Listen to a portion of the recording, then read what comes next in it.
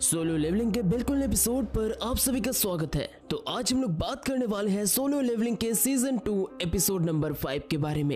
Episode की शुरुआत में हमें डेमन कैसल पे ले जाया जाता है, जहाँ पर जिन्हो को 10,000 डेमन सोल्स कलेक्ट करने थे, लेकिन जिन्हो ने अभी तक सिर्फ 309 ही डेमन सोल्स कलेक्ट किए थे। जिन्हो यहाँ पर कहता है डंजन के पहले इससे उतना भी ज्यादा मुश्किल नहीं थे और लगता है ये एरिया भी बिल्कुल साफ हो चुका है। जो मॉन्स्टर अभी तक मेरे सामने आए वो लगभग डी रैंक के आसपास होंगे और मानना पड़ेगा मुझे उन सबसे अच्छे खासे एक्सपीरियंस पॉइंट भी मिल गए।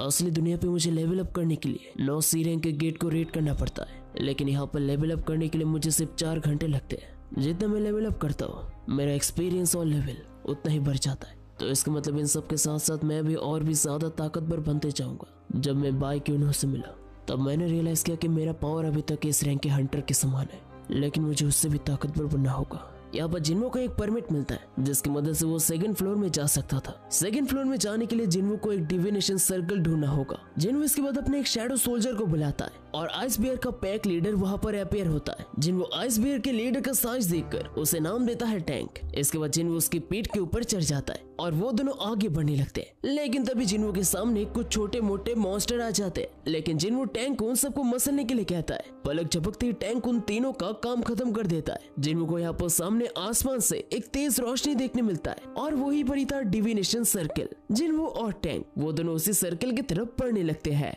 इसके बाद हमें यूएसए पे हंटर्स ब्यूरो पे ले जाया जाता है। रिसेंटली एक डंजन के अंदर जो इंसान मिला था उस इंसान को बंदी बना के यूएसए के हंटर ब्यूरो पे ले जाया जाता है। हमें जानने मिलता है ये बंदा एक कोरियन हंटर है, लेकिन किसी को समझ नहीं आ रहा था कि आखिरकार एक कोरियन हंटर यूएसए पे क्या कर रहा है, और वो भी एक डंजन पे। उस बंदे का दावा है कि वो 10 साल से डंजन के अंदर ही अटका हुआ था और किसी तरह 10 साल बाद वो अचानक से यहाँ पर आ गया। सभी लोग ये सस्पेक्ट कर रहे थे कि ये बंदा कोई मैजिकल बीस्ट है जिसके अंदर किसी इंसान के यादें हैं। वो लोग ऐसे खतरनाक पर्सन को अकेले नहीं छोड़ सकते थे, तो इसलिए उन्होंने स्कारवेंजर गिल्ड से एक इस रैंक के हंटर को बुलाया था जो कोरियन जानता है। वो लोग यहाँ पर बात कर रहे थे वाइंग दोंगसो के बारे में, जो रिसेंटली कोरिया से यूएसए पे लौट चुका था, लेकिन जिन्हो को ना मार पाने की वजह से वो काफी ज्यादा फ्रस्ट्रेट था। इसके बाद फिर से हमें डेमन कैसल पे ले जाया जाता है। जिन्हो यहाँ पर एज्यूम करते कि शायद इस डेमन कैसल के 100 फ्लोर्स है और 100 के 100 फ्लोर्स में अलग अलग थीम है। जिन्हो एक के बाद एक फ्लोर्स पे जाता रहा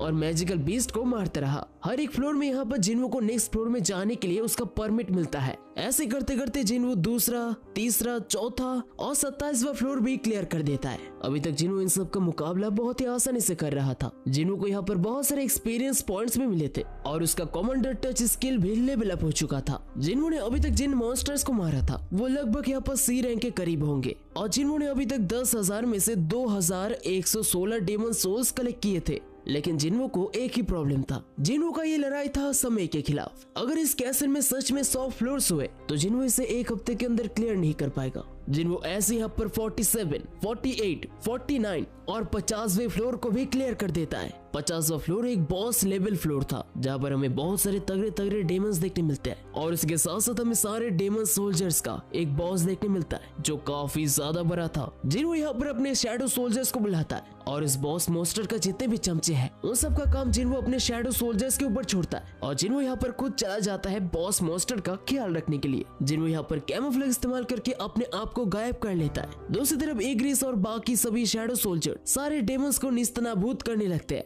जिन्हो अपने शैडोज के परफॉर्मेंस से बहुत ही ज्यादा खुश दिख रहा था और उसके साथ साथ क्योंकि जिन्हो ने अपने इंटेलिजेंस स्टैट्स को भी बढ़ाया था तो इसी वजह से जिन्हो के शैडो सोल्जर्स भी बहुत ही ज्यादा ताकतवर हो चुके थे। लेकिन जो बॉस मॉन्स्टर था वो अभी तक अपनी जगह से हिला नहीं था। लेकिन ये कहने के बाद ही अचानक से वो बॉस मॉन्स्टर वहाँ से पलक झपकते ही गायब हो जाता है और वो अचानक से जिन्हो के शैडो सोल्जर्स के पास पहुंच जाता है। वो इतना ज्यादा तेज था कि जिन्हो और जिन्हो के शैडो सोल्जर्स रिएक्ट भी नहीं कर पाए थे। पलक झपकती वो अपने बेसबॉल जैसे बैट से जिन्हो के सारे शैडो सोल्जर्स को निस्तनाबूद कर देता है। यहाँ तक कि इग्रिस भी उसके सामने कुछ भी नहीं था। जिन्हो इसको देखकर और खड़ा नहीं रह पाता। वो तेजी से भागकर उस बॉस मॉन्स्टर का सामना करने के लिए चला जाता है और सीधे जाकर उसके बड़े से तोंद पे बहुत ही जोर का पंच मारता है। जिन्हो उस मॉन्स्टर को इतना जोर से पंच मारता है कि पूरा फ्लोर यहाँ पर कांप जाता है और वो मॉन्स्टर उड़कर बहुत ही ज्यादा दूर चला जाता है। जिन्हो भी अपनी इस ताकत को देखकर काफी ज्यादा हैरान हो जाता है। जिन्हो अपने मन ही मन कहता है मैंने उसे अपनी पूरी ताकत से हमला तो किया, लेकिन वो इतना ज्यादा दूर तक उड़कर जाएगा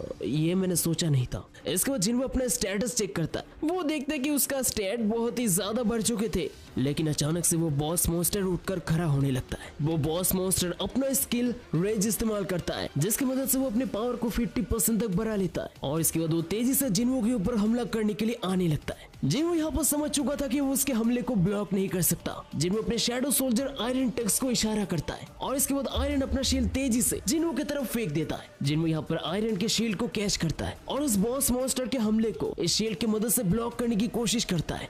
उस बॉस मॉन्स्टर का बेसबॉल जैसा दिखने वाला पैर और जिन्हो का शील्ड एक दूसरे के साथ टकराते हैं और पूरा एरिया एक बार फिर से कांपने लगता है। लेकिन वो बॉस मॉन्स्टर नहीं रुकता, वो लगातार अपने पैर से जिन्हो के शील्ड के ऊपर हमला करते जाता है। लेकिन जिन्हो के पास शील्ड इस्तेमाल करने के अलावा और कोई चारा नहीं था। जिन्हो यहाँ पर हमला करने के लिए सही वक्त का इंतजार कर रहा था। जिन्हो यहाँ पर प्लान बनाता है कि जब भी वो मॉन्स्टर अपने बैट को ऊपर करेगा तभी उसे मौके का फायदा उठाकर जिन्हो उसके ऊपर हमला करेगा। वो मॉन्स्टर जैसे अपने बैट को हमला करने के लिए ऊपर करता है, जिन्हो तुरंत उस शील्ड को नीचे फेंकता है और अपने डैगर लेकर जंप मारता है। लेकिन वो मॉन्स्टर काफी ज्यादा चालाक था। वो जिन्हो के मूव को एंटिसिपेट कर लेता है और अपने बैट का डायरेक्शन ऊपर से अभी साइड में कर लेता है। वो साइड से जिन्हो के ऊपर बैट चलाने वाला था। जिन्हो को यहाँ पर समझ नहीं आता कि आखिरकार वो इस हमले को कैसे ब्लॉक करे। तभी इसके बाद जिन्हो एक आइडिया लगाता है। वो सबसे पहले अपने डैगर को पीछे फेंकता है और इसके बाद अपने कमांडर टच स्किल को इस्तेमाल करके अपने आप को पीछे कर लेता है जहाँ पर उसका डैगर था और इसी तरह जिन्हो उस बॉस मॉन्स्टर के हमले से बचकर निकल जाता है। जिन्हो यहाँ पर मन ही मन कहता है, मेरे इस डैगर से मैं इसके ऊपर छोटे मोटे हमले कर सकता हूँ जो मेरे लिए काफी ज्यादा खतरनाक होगा। मुझे कैसे भी करके इसकी स्पीड को धीमा करना होगा। तभी जिन्हो को अचानक से एक टूटा हुआ बिल्डिंग देखने मिलता है। जिन्हो अचानक से तेजी से भागकर उस टूटी हुई बिल्डिंग की तरफ दौड़कर जाने लगता है। वो मॉन्स्टर भी यहाँ पर जिन्हो का ही पीछा करने लगता है और जिन्हो जैसे उस बिल्डिंग के पास पहुंचता है वो तुरंत उस टूटी हुई बिल्डिंग के ऊपर चढ़ जाता है और उस बड़े से बिल्डिंग को उस मॉन्स्टर के ऊपर गिरा देता है। और इसी मौके का फायदा उठाकर जिन्हो अपने दोनों डैगर से उस बॉस मॉन्स्टर के ऊपर हमला कर देता है। इसके बाद हमें व्हाइट टाइगर गिल्ड के मिस्टर आहान और मिस पर्क के पास ले जाया जाता है, जो जिन्हो को हर तरफ ढूंढ रहे थे। यहाँ तक कि वो जिन्हो के घर पे गए थे और वहाँ से उनको पता चला कि जिन्हो 7 दिन के लिए एक ट्रिप पे गया है। लास्ट टाइम जिन्हो को शहर के बीच में देखा गया था, जो काफी ज्यादा मिस्टीरियस था। मिस पर्क कहती है, शायद किसी ने संग जिन्हो को किडनैप कर लिया होगा। मिस्टर आहान कहते हैं, क्या संग जिन्हो और किडनैप? उसे किडनैप करने के लिए हमें बहुत सारे हाई रैंकिंग हंटर्स चाहिए होंगे। पता नहीं कि आखिरकार वो कहाँ पर होगा। इसके बाद फिर से हमें डेमन कैसल पे ले जाया जाता है और फाइनली जाकर हमें देखने मिलता है कि जिन्हो ने उस बॉस मॉन्स्टर को हरा दिया था। जिन्हो के ऊपर आइटम्स का बरसात होने लगता है। जिन्हो को एक ईयररिंग, एक मैजिकल ऑर्ब, उसी के साथ साथ एक हॉर्न और आखिर में जाकर उसे वर्ल्ड ट्री का एक फ्रैगमेंट मिलता है। इस फ्रैगमेंट की मदद से जिन्हो एक हाई क्वालिटी आइटम बना सकता था। इसके बाद जिन्हो उस ईयररिंग को पहनता है। वो ईयररिंग एक एस रैंक का आइटम था। वो पहनने के बाद ही अब जिन्हो का हेल्थ और स्ट्रेंथ 20+ हो जाता है। इसके बाद बारी था मैजिकल ऑर्ब का। इस मैजिकल ऑर्ब की मदद से किसी भी मैजिक यूजर का पावर 2 गुना बढ़ाया जा सकता था। जिन्हो जब इन सब को देख ही रहा था तभी अचानक से इग्रिस जिन्हो के सामने सभी मॉन्स्टर का सर लेकर आने लगता है और इसके बाद वो जिन्हो के सामने झुक जाता है। जिन्हो कहता है, क्या तुम ये करना बंद कर सकते हो? तुम्हें देखकर वो भी ऐसे ही करने की कोशिश करता है। हमें देखने मिलता है आयरन भी इग्रिस की तरह मॉन्स्टर का बॉडी जिन्हो के सामने लेकर आने लगता है। जिन्हो कहता है, चलो ठीक है, तुमने मुझे अपना शील्ड देकर मदद की थी। लेकिन जिन्हो को जैसे शील्ड के बारे में याद आता है तभी जिन्हो कुछ रियलाइज करता है। अचानक से जिन्हो यहाँ पर अपने मेजेस को बुलाने लगता है और जिन्हो उन मेजेस को वो ऑर्ब दे देता है और एक बिल्डिंग के ऊपर एक स्पेल इस्तेमाल करने के लिए कहता है। वो मेज अपने हाथ में वो ऑर्ब लेता है और इसके बाद वो एक फायर स्पेल इस्तेमाल करता है। हमें एक बहुत ही बड़ा आग का गोला देखने मिलता है और इसके बाद वो मेज उस बड़े से आग के गोले को उस बिल्डिंग की तरफ फेंकता है। सिर्फ एक ही शॉट से वो बिल्डिंग चूर चूर हो जाता है। जिन्हो भी इसके पावर को देखकर काफी ज्यादा हैरान हो जाता है। इसके बाद वो मेज जिन्हो को वो ऑर्ब लौटा देता है। इसके बाद फिर से हमें यूएसए पे ले जाया जाता है। वांग दोंगसू यहाँ पर उस बंदे के साथ पूछताछ करने के लिए आ चुका था। वांग दोंगसू कहता है, ये काफी इंटरेस्टिंग बात है, एक ऐसा मैजिकल बीस्ट जो इंसानों की भाषा जानता है और ऊपर से वो भी कोरियन। वो आदमी कहता है, देखो मैंने तुमसे पहले ही कह दिया, अगर तुम लोगों को मेरे ऊपर कोई भी शक हो तो तुम लोग मेरा डीएनए टेस्ट कर सकते हो। वांग दोंगसू कहता है, तुम जो कहोगे हमेशा वैसा नहीं होगा। जब कुछ ऐसा टेंशन से बाहर आता है तो हमें होशियार रहना पड़ता है। हो सकता है तुम एक मैजिकल बीस्ट हो जो इंसान बनने का बहाना कर रहा है। वो दोनों एक दूसरे की तरफ घूरते जाते हैं। इसके बाद वांग दोंगसू कहता है, अच्छा होगा कि तुम हमारी बात सुनो। कोई चारा न देखकर वो आदमी मान जाता है। वांग दोंगसू पूछता है, तुमने कहा था कि तुम 10 साल डंजन के अंदर थे, लेकिन आखिरकार तुमने 10 साल डंजन के अंदर सरवाइव कैसे किया? क्या तुम किसी तरीके का ज़ॉम्बी हो? वो आदमी मना करता है। इसके बाद वाइंग डोंगसू पूछता है, तो मुझे एक बात बताओ, एक आदमी जो मर चुका है, क्या वो अचानक से एक डंजन से जिंदा बाहर निकल सकता है? वो आदमी कहता है, नहीं, ये बिल्कुल पॉसिबल नहीं है। लेकिन मुझे एक बात बताओ, तुम्हें मैजिकल बीस्ट के बारे में कितना पता है? यह सुनकर वाइंग डोंगसू चुप हो जाता है। इसके बाद वाइंग डोंगसू कहता है, तो क्या तुम ये दावा कर रहे हो कि तुम्हें हमसे ज्यादा पता है? इसके बाद वो आदमी कहता है, डंजन्स, गेट्स, मैजिकल बीस्ट, ये सब एक प्लान का हिस्सा है। हाल ही फिलहाल में कुछ बहुत ही खतरनाक लोग अपने गहरे नींद से जाग चुके हैं और वो सब इस दुनिया को खत्म कर देंगे। वाइंग डोंगसू कहता है, ये सब क्या है और कौन इस दुनिया को खत्म कर देगा? वो आदमी कहता है, मैं आपको इसके बारे में नहीं कह सकता। वाइंग डोंगसू इसके बाद कहता है, तो तुम ये कहना चाहते हो कि तुम हमें बचाने के लिए आए हो, लेकिन तुम कह नहीं सकते कि तुम हमें किससे बचाओगे? लेकिन तुम जानते हो ना कि यहाँ पर बहुत सारे लोग हैं। वो आदमी कहता है, चाहे कोई भी आ जाए, उन सब के सामने सब कुछ बेकार है। तुम्हें मेरी बात समझनी चाहिए, आखिरकार तुम भी काफी स्ट्रांग ही हो। ये सुनने के बाद वाइंग डोंगसू का खून खोल जाता है। इसके बाद वाइंग डोंगसू उस बंदे की इंफॉर्मेशन पे नजर डालता है। इस बंदे का नाम था संग इल वन। दाढ़ी और बालों को अगर छोटा कर दिया जाए तो इसकी प्रोफाइल पिक्चर के साथ इसका थोबरा बिल्कुल मैच करता है। लेकिन वाइंग डोंगसू को एक बात समझ नहीं आता कि 10 साल डंजन के अंदर रहने के बाद भी उसका उम्र क्यों नहीं बढ़ा। वाइंग डोंगसू उस बंदे का एक्सपीरियंस देखकर कहता है, वैसे तुम्हारा एक्सपीरियंस तो काफी अच्छा है। अगर तुम आज एक हंटर होते तो तुम्हारे पास पैसे ही पैसे होते और तुम्हारी बीवी और 2 बच्चे भी है। लेकिन वाइंग डोंगसू जैसे उस बंदे के बेटे का नाम देखता है वो काफी ज्यादा शॉक हो जाता है। वाइंग डोंगसू पूछता है, क्या तुम्हें अपने बेटे का नाम याद है?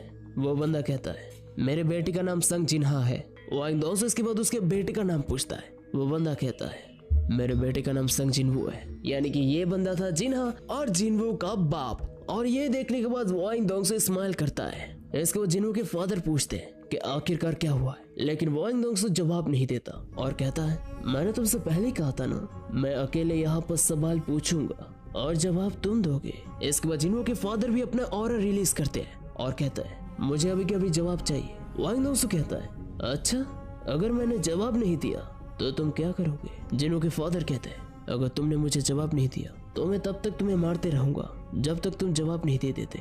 इसके बाद वाइंग डोंगसू हंटर एसोसिएशन वालों को कहता है कि ये एक मैजिकल बीस्ट है और ये बहुत ही जल्दी हमला करने वाला है। वाइंग डोंगसू यहाँ पर जल्द से जल्दी सभी को यहाँ से निकलने के लिए कहता है। इसके बाद वाइंग डोंगसू कहता है, दरअसल मैं तुम्हारे बेटे से मिलने कोरिया पे गया था और मुझे जानने मिला कि उसका काम तमाम हो चुका है। ये सुनकर जिनवू के फादर काफी ज्यादा हैरान हो जाते हैं। इसके बाद वाइंग डोंगसू कहता है, लगता है तुम्हें भी मुझे वहाँ पर ही भेजना होगा।